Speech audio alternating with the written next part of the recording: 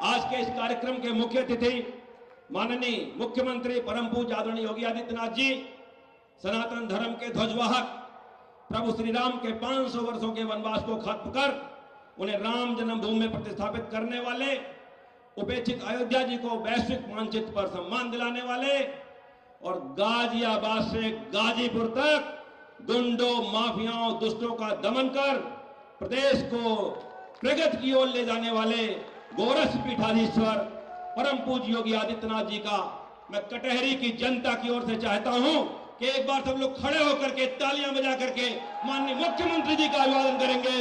योगी भारत माता की।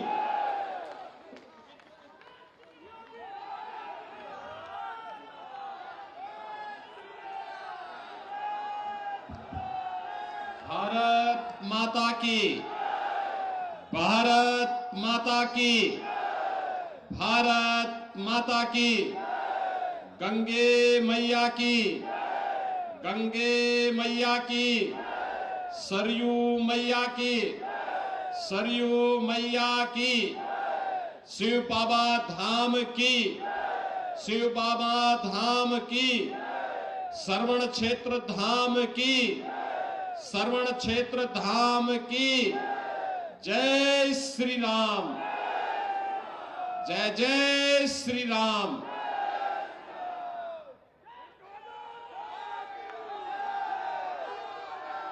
कटहरी विधानसभा क्षेत्र के इस उपचुनाव में आज के इस जन सैलाब को जिन्होंने अभी कुछ देर पहले संबोधित किया, भारतीय समाज पार्टी राजभर पार्टी के अध्यक्ष और प्रदेश सरकार के मंत्री श्री ओम प्रकाश राजभर जी, उत्तर प्रदेश सरकार के जल शक्ति मंत्री पूर्व प्रदेश अध्यक्ष श्री स्वतंत्र देव सिंह जी, प्रदेश सरकार के आयुष मंत्री श्री डॉक्टर दयाशंकर मिश्र जी, खेल और युवा कल्याण विभाग के मंत्री श्री गिरीश चंद यादव जी, विधान परिषद सदस्य और प्रदेश के उपाध्यक्ष श्री पदम सेन चौधरी जी, प्रदेश के उपाध्यक्ष और संगठन की ओर से यहां पर प्रभारी के रूप में भेजे गए विधान परिषद सदस्य डॉक्टर धर्मेंद्र सिंह जी, क्षेत्रीय अध्यक्ष कमलेश मिश्र जी, जिला अध्यक्ष त्र्यंबक त्रिपाठी जी, पूर्व सांसद और विधान परिषद सदस्य डॉक्टर हरिओम पांडे जी, पूर्व सांसद श्री रितेश पांडे जी, जिला पंचायत अध्यक्ष श्याम सुंदर वर्मा जी,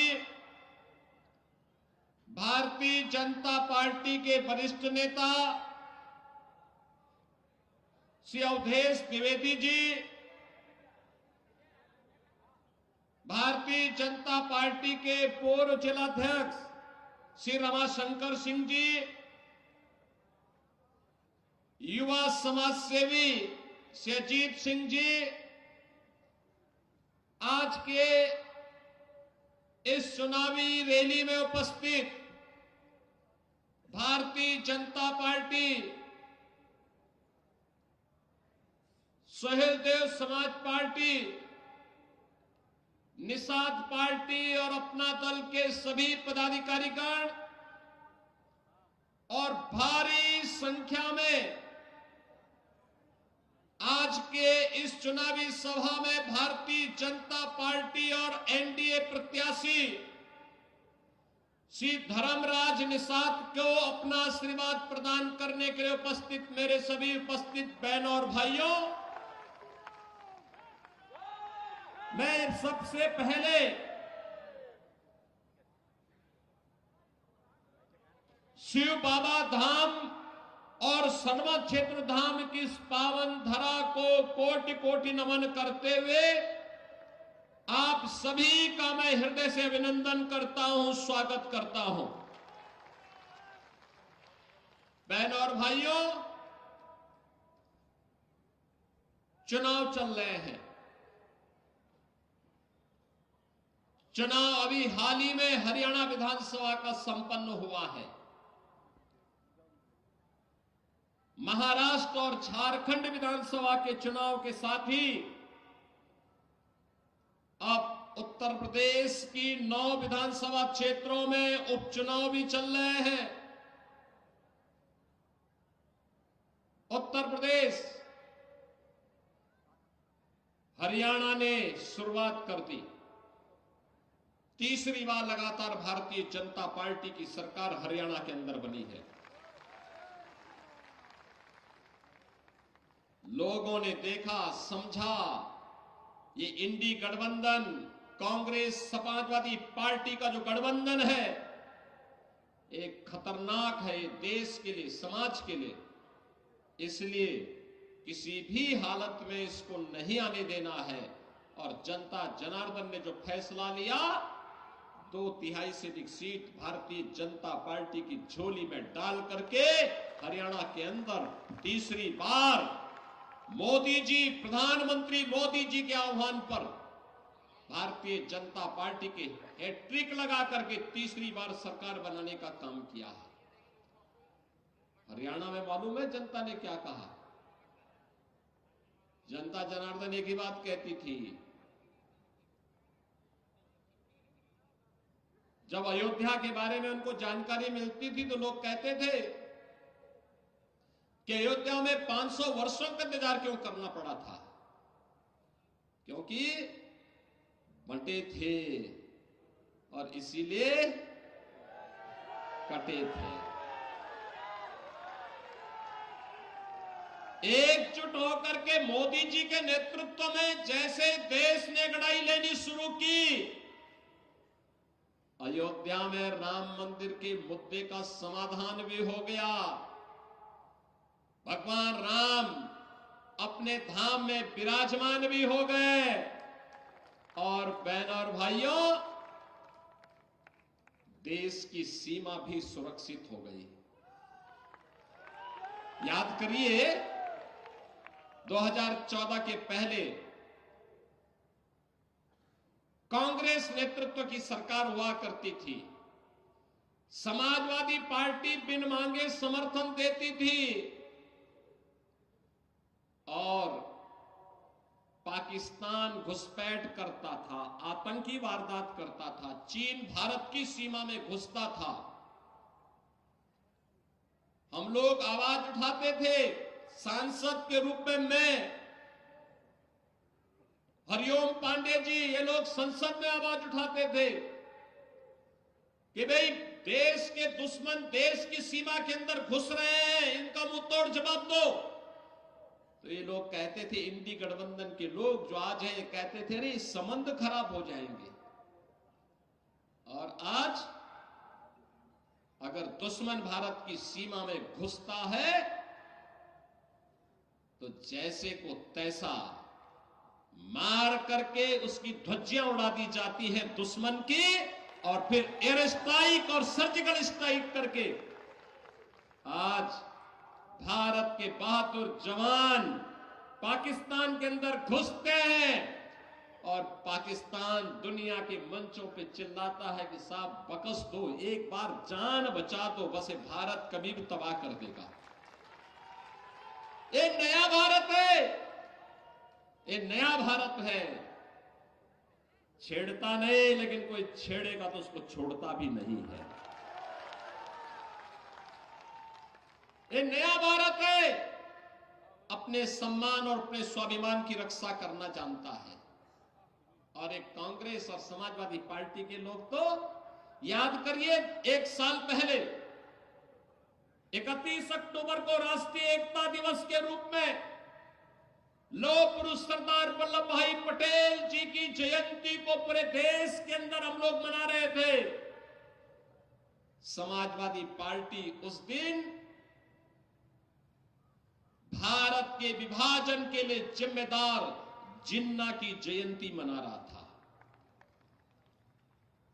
लौह पुरुष सरदार वल्लभ भाई पटेल, भारत की एकता के शिल्पी, भारत के अखंडता के शिल्पी लौह पुरुष सरदार वल्लभ भाई पटेल को जब केंद्र और राज्य सरकार, पूरा देश सरदार सम्मान के साथ याद कर रहा था, तब समाजवादी पार्टी के मुखिया जिन्ना को याद कर रहे थे। बहनों और भाइयों, ये लोग महापुरुषों का सम्मान नहीं करते। ये सपा हो या कांग्रेस, दोनों एक ही थैली के चट्टे बट्टे हैं। मैं कुछ दिन पहले कन्नौज गया था। कन्नौज गया था तो वहां पर हमारे मंत्री हैं, वो विधायक भी है कन्नौज से। उन्होंने मुझे अवगत कराया, कहा कि कन्नौज के मेडिकल कॉलेज का नामकरण बाबा साहब डॉक्टर भीमराव अंबेडकर के नाम पे था। अखिलेश यादव ने समाजवादी पार्टी की सरकार के समय में नाम बदल दिया है। मैंने कहा भी बाबा साहब भीमराव अंबेडकर ने भारत को संविधान दिया है, भारत के संविधान के शिल्पी है। बाबा साहब भीमराव अंबेडकर की सम्मान के विरुद्ध कोई भी हम स्वीकार नहीं करेंगे। फिर से मेडिकल कॉलेज का नामकरण बाबा साहब के नाम पर रखा गया। बहनों और भाइयों, ये गुमराह करते हैं। याद करिए, अनुसूचित जाति जनजाति पर सर्वाधिक हमले, सर्वाधिक अत्याचार समाजवादी पार्टी की सरकार के समय भी। इन्होंने तो अनुसूचित जाति जनजाति के छात्रों की स्कॉलरशिप भी रोक दी थी। 15-16 में रोक दी थी। जब मैं आया था 17 में, तब मैंने फिर से बहाल करके हमने कहा कि भाई अनुसूचित जाति जनजाति के बच्चों को हर प्रकार की सुविधा मिलनी चाहिए। और मोदी जी ने आने के बाद, 2014 में आने के बाद जिस प्रकार के कार्यक्रम प्रारंभ किए हैं, विकास सबका, सुरक्षा सबको, सबका साथ और सबके विकास के भाव के साथ आज कार्य चल रहा है। ये विकास, याद करिए, यूपी के अंदर 56 लाख गरीबों को एक एक मकान दे दिया गया। ये मकान कांग्रेस और सपा ने, बसपा ने क्यों नहीं दिया? ये मकान उन्होंने क्यों नहीं दिया? 2,62,00,000 गरीबों के घर में शौचालय बन गए। ये शौचालय इन्होंने क्यों नहीं बनाए?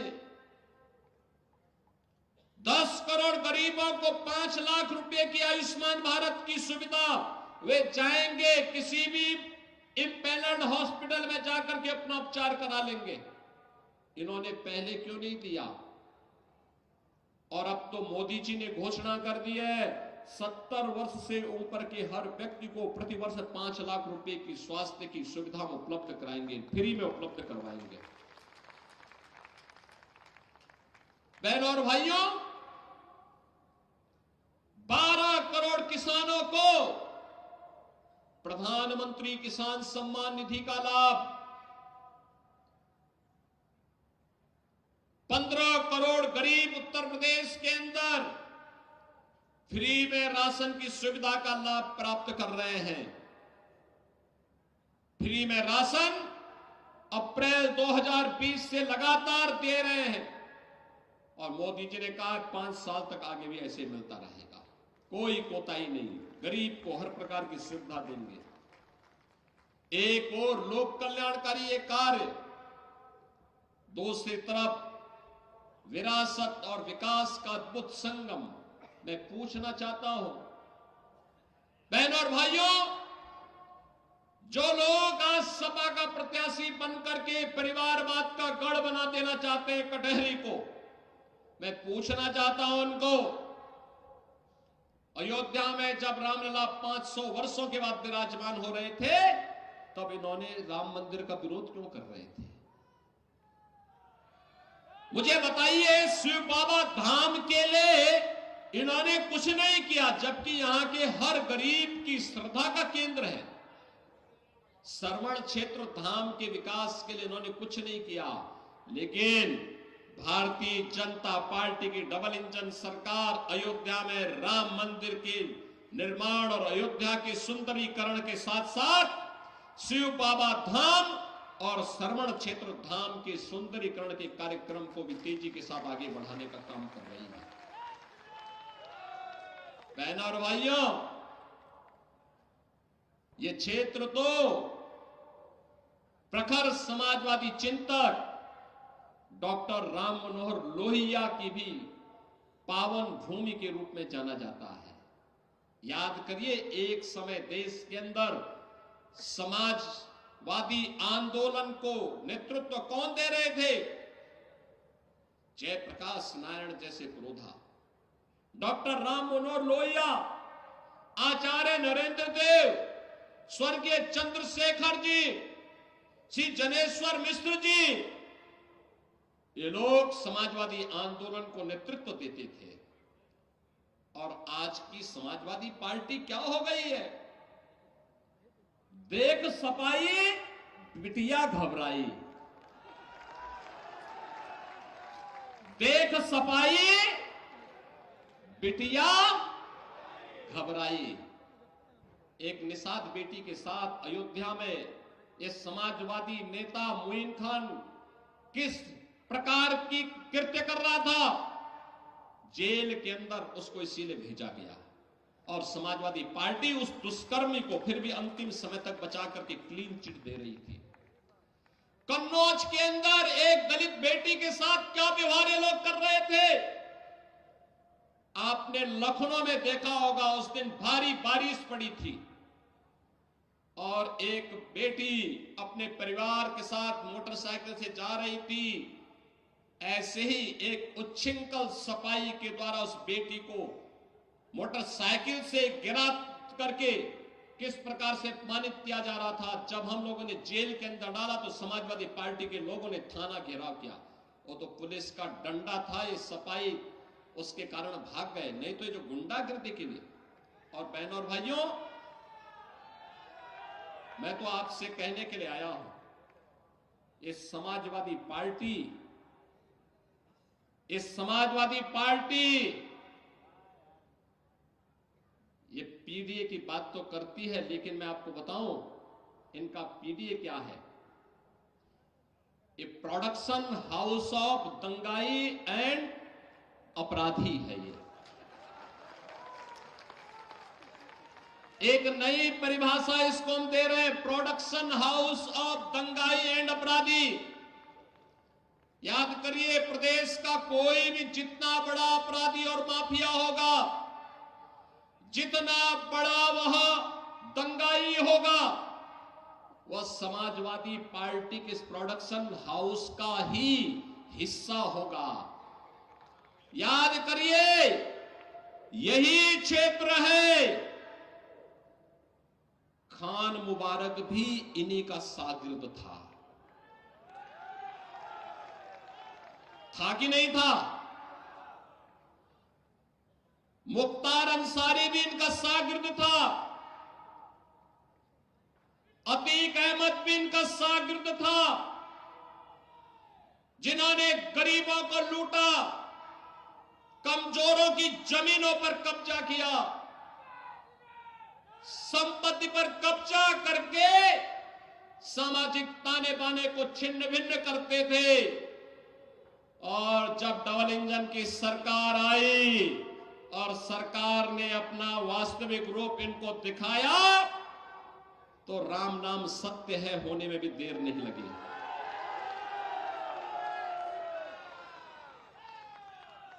और इसीलिए मैं आपसे कहने के लिए आया हूं, बहनों भाइयों, आपसे कहने के लिए आया हूं, भाजपा है जो परिवारवाद नहीं, जातिवाद नहीं, महापुरुषों का सम्मान होना चाहिए। याद करिए, मोदी जी ने बाबा साहब भीमराव अंबेडकर के पंचतीर्थ बनाए। बाबा साहब भीमराव अंबेडकर से जुड़े हुए पंचतीर्थ मोदी जी के कारण बने। और यही नहीं, दुनिया के अंदर सबसे बड़ी प्रतिमा, सबसे बड़ी मूर्ति, लौह पुरुष, भारत के अखंडता के शिल्पी लौह पुरुष सरदार वल्लभ भाई पटेल की सबसे बड़ी प्रतिमा दुनिया के अंदर किसी ने बनाई हो मोदी जी ने गुजरात में साबरमती के केकड़िया में बनवाया है। मैं स्वयं वहां गया था देखने के लिए। बहनों और भाइयों, बाबा साहब भीमराव अंबेडकर को भारत रत्न तब मिला जब भाजपा सरकार को समर्थन कर रही थी। लौह पुरुष सरदार वल्लभ भाई पटेल को भारत रत्न तब मिला जब भाजपा सरकार को समर्थन कर रही थी। भारत के वीरों और वीरांगनाओं का सम्मान तब हो रहा है जब भाजपा की डबल इंजन की सरकार है। महाराज सुहेलदेव को 1000 वर्षों के बाद सम्मान तब मिल रहा है जब भाजपा की डबल इंजन की सरकार है। बहराइच में महाराज सुहेलदेव 10वीं शताब्दी में जिन्होंने भारत के गौरव को दुनिया के सामने भारत के शौर्य और पराक्रम को रखा था, उनका पराक्रम इस प्रकार का था कि जब उन्होंने सालार मसूद गाजी को मारा और वह हाल किया था उसका, उस दुर्दांत अपराधी और माफी, उस अपराधी और आक्रांता का, कि अगले 150 सालों तक भारत पर हमला करने का दुस्साहस कोई विदेशी आक्रांता नहीं कर पाया था। यहां की इस पूरी ताकत को, हिंदू राजाओं की ताकत को महाराज सुहेलदेव ने एकजुट किया और मथुरा से लेकर के बहराइच, नेपाल की सीमा के अंदर तक उन्होंने सुरक्षा का एक ऐसा पुख्ता जाल बनाया कि एक बार सालार मसूद उसके अंदर घुसा क्या, फिर निकल नहीं पाया। उसके बाद उसकी कब्र ही खोदी गई। और बहनों और भाइयों, महाराज सुहेलदेव का भव्य स्मारक हम लोगों ने बहराइच में बना करके तैयार कर दिया। बहुत भव्य स्मारक बना है, भारत के इतिहास के गौरव का प्रतीक। जो सम्मान इस महापुरुष को मिलना चाहिए था वह भाजपा दी है। सपा तो इसलिए नहीं दे रही थी क्योंकि सपा तो नाम भी नहीं लेती, क्योंकि उसको भय है अगर वह सम्मान देगी तो कहीं मुस्लिम वोट न खिसक जाए। अब आप बताओ, क्या हम अपना महापुरुषों का सम्मान करना भूल जाए क्या? क्या हम लौह पुरुष सरदार वल्लभ भाई पटेल को सम्मान देना बंद कर दें क्या? ये लोग तो यही चाहते थे, क्योंकि जूनागढ़ के नवाब और हैदराबाद के निजाम को कैसे धक्का देकर के उन्होंने बाहर किया और कहा नहीं, भारत के गणराज्य का हिस्सा है, ये कोई लौह पुरुष ही कर सकता है। इसीलिए जब हम लोग सरदार वल्लभ भाई पटेल की जयंती मना रहे थे, तब समाजवादी पार्टी जिन्ना जैसे लोगों की जयंती मना रहे थे। इनको जिन्ना प्यारा है क्योंकि वो भारत का विभाजन करवाया था। और इसलिए बहनों और भाइयों, अब तो आपके सामने हम आए गए, धर्म भी है और राज भी है।